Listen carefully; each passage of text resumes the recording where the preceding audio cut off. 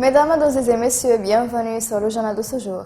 Le président de la Commission des Affaires étrangères du Parlement, M. Youssef El-Agouri, a reçu un appel téléphonique de l'ambassadeur d'Allemagne au Libye, M. Oliver Vicha, au cours duquel ils ont discuté des derniers développements de la situation politique en Libye.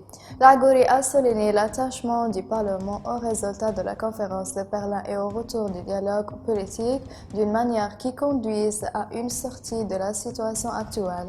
Les deux parties ont également traité les dossiers des droits de l'homme. El-Agouri a affirmé la volonté du Parlement de travailler sur le dossier important et elle a renouvelé ses remerciements pour le rôle joué par l'Allemagne dans le soutien de la stabilité en Libye et pour l'aide qu'elle fournit aux deux niveaux humanitaire et développemental.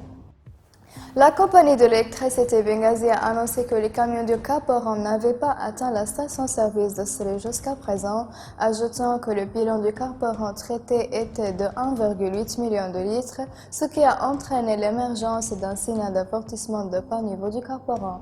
La société a déclaré sur sa page officielle sur les sites de réseautage social Facebook qu'elle s'attend à ce que la troisième unité cesse de fonctionner en raison de la diminution du Cap Oran, ce qui a entraînerait la suspension de toutes les unités de l'usine et une productivité nulle en raison du manque d'arrivées et de retard de l'approvisionnement en carburant de la station, ce qui entraînera une augmentation significative du déficit de la perte d'une grande quantité d'énergie et une augmentation des charges des citoyens.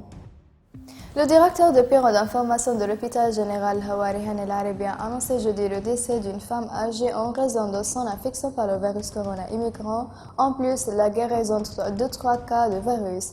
El-Arabi a déclaré dans un message sur la page Facebook de l'hôpital que la femme était âgée de 24 ans, notant que les 3 cas de convalescence appartenaient à des hommes qui souffrent d'un état de santé critique.